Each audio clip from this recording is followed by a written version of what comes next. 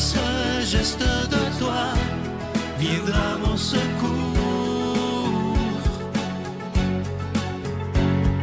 Viens semer dans mon âme le grain de l'amour.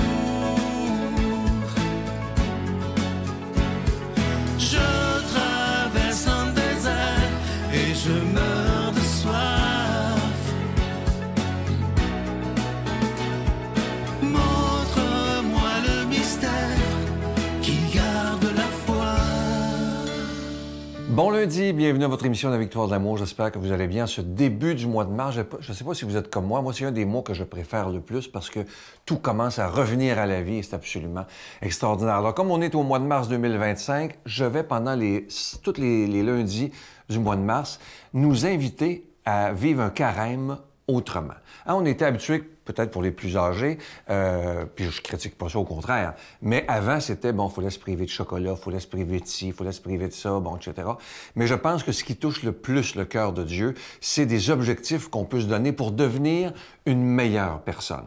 Et je veux remercier aujourd'hui, parce que je vais me servir d'un genre de calendrier du carême 2025, et ça m'a été donné par les volontaires de Dieu de Jonquière, par entre autres Roxane Poirier, que je remercie énormément. Alors, on va se donner toutes les semaines, tous les lundis, je vais vous donner des objectifs, je vais me les donner à moi aussi, pour qu'on puisse vivre un carême autrement. Alors, la première chose qu'on devrait, pour cette semaine, objectif, prenez-le en note ou réécoutez l'émission après, mais je vais le faire lentement. Alors, pour cette semaine, essayons de provoquer des temps de silence avec Dieu. Ça peut être n'importe quand dans la journée, mais l'important, c'est que chaque jour, pendant la semaine qui vient, on prenne du temps de silence. Pas avec la radio qui joue, puis la télé, puis non. Vraiment un temps de silence, de cœur à cœur, seul à seul avec Dieu. Et ça va être pour vivre un carême autrement. Ensuite, ça c'est tellement vrai. Soyons, une fois pour toutes, là, soyons vrais avec nous-mêmes.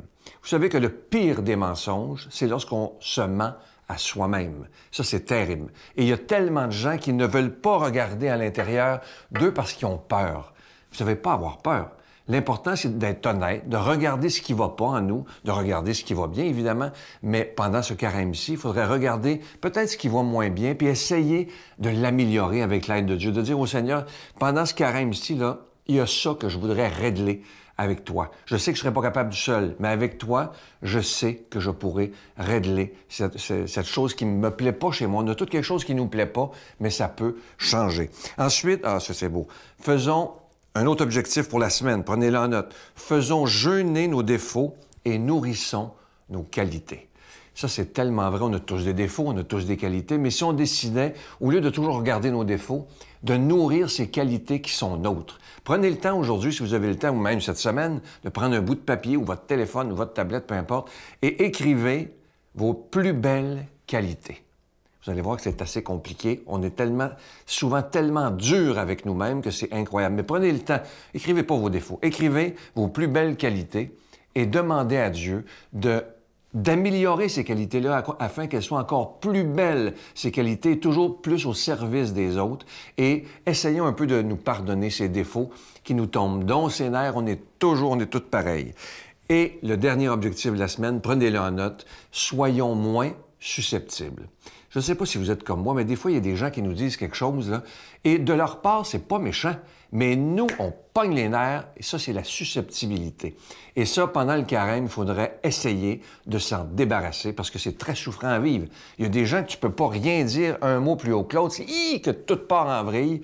Alors, demandons à Dieu de nous aider, d'arrêter d'être susceptibles, parce que vous savez que la susceptibilité, c'est un signe qu'on n'a pas confiance en nous. Complètement. Alors, demandons au Seigneur de nous donner confiance en nous et d'arrêter d'être susceptibles. Alors, c'était les objectifs de cette semaine pour vivre un carême autrement. Et faites-moi pas dire ce que j'ai pas dit, parce que j'ai déjà des gens qui m'avaient écrit dans les années passées en disant « Ils critiquent parce que je mange pas de chocolat ou parce que sinon... » Mais je pense, selon moi, que ça touche plus le cœur de Dieu si on essaie de s'améliorer soi-même au lieu de faire simplement des privations qui sont matérielles.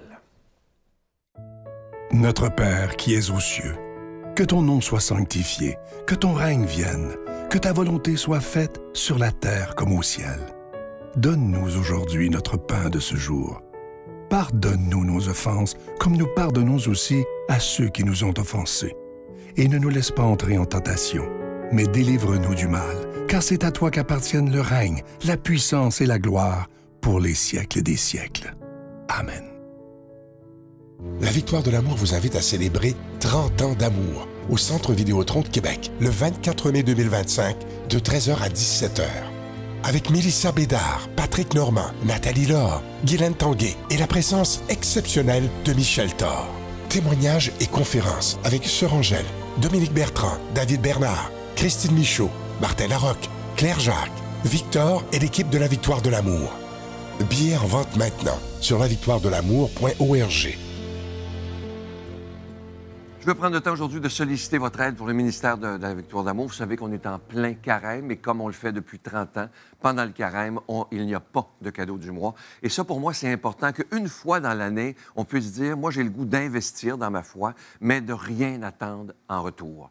Nous, le plus beau cadeau qu'on peut vous faire depuis maintenant 30 ans, c'est de vous offrir des émissions de qualité, 7 jours par semaine, à la télévision, sur Internet, même sur Facebook, sur YouTube, bon, partout.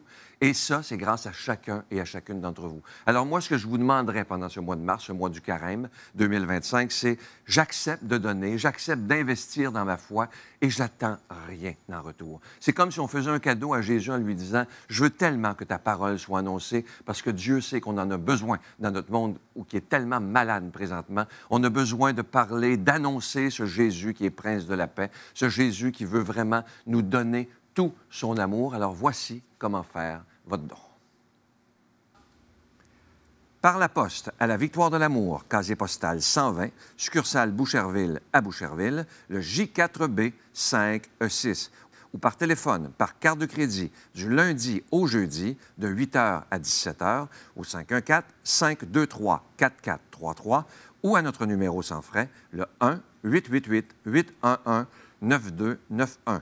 Également sur notre site Internet, le www.lavictoiredelamour.org. Avec votre don, vous recevrez aussi un reçu pour fin d'impôt. Merci de donner des mains à la Providence. Merci d'investir dans votre foi.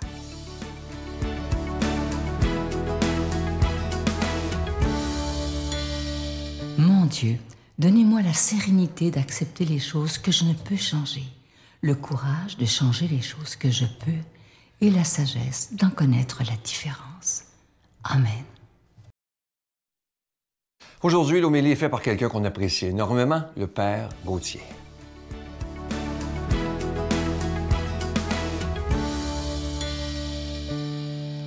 Bonjour chers frères et sœurs, bienvenue à la méditation, n'est-ce pas, de l'évangile de ce matin.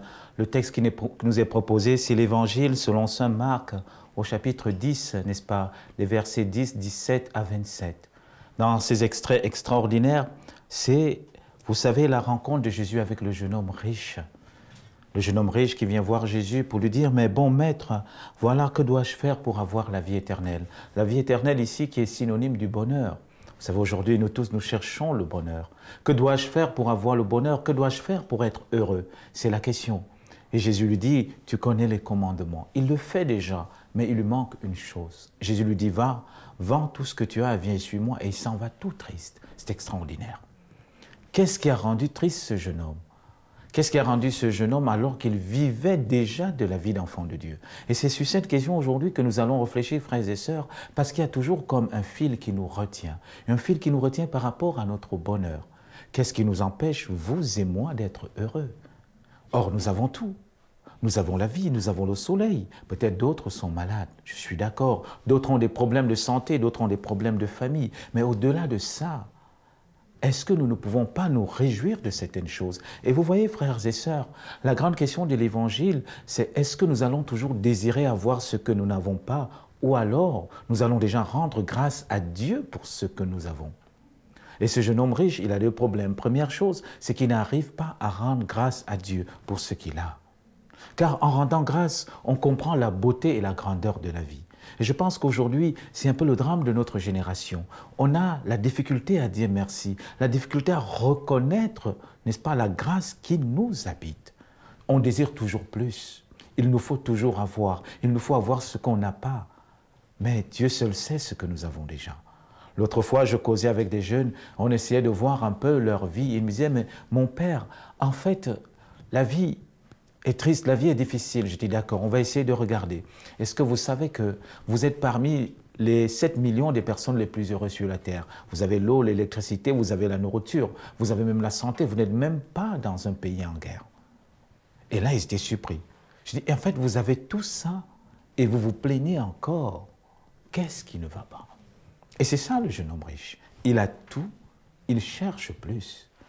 Et Jésus lui dit, va, vends, suis-moi. C'est-à-dire, apprends à me suivre parce que moi, dans ta vie au quotidien, je t'apprendrai à rendre grâce, à reconnaître ce que tu as déjà et à rendre grâce au Père, peut-être pour la famille qui t'entoure, pour les frères et sœurs, pour la vie que tu as. C'est important parce qu'aujourd'hui, l'Évangile nous montre cela. Ce jeune homme, il n'est pas mauvais comme vous et moi. Il respecte les autres. Il fait ce qui est bon pour la loi. Donc, ce n'est pas peut-être un païen qu'on va dire, oui, il n'avait pas de foi, il avait des mœurs douteuses. Non, c'était quelqu'un de bien. Mais ce qui lui manquait, c'était l'action de grâce au quotidien. De reconnaître la présence de Dieu dans sa vie. Et à partir de cette présence, avancer au jour le jour.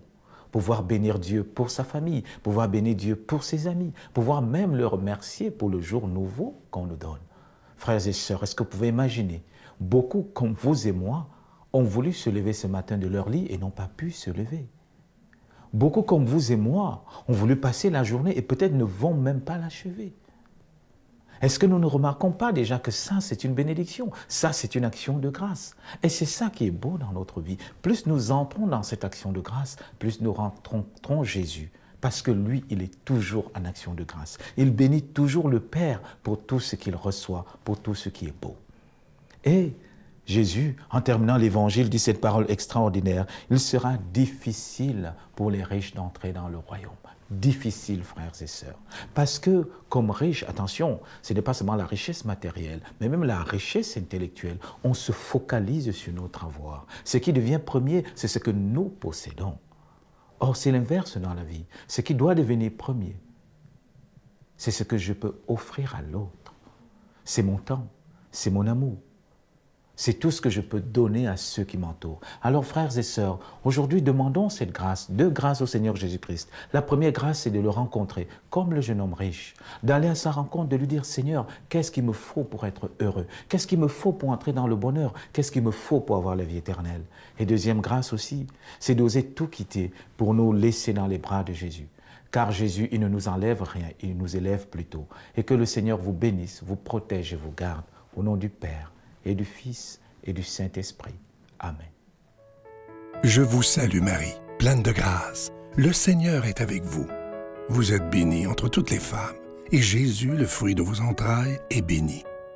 Sainte Marie, Mère de Dieu, priez pour nous pécheurs, maintenant et à l'heure de notre mort. Amen.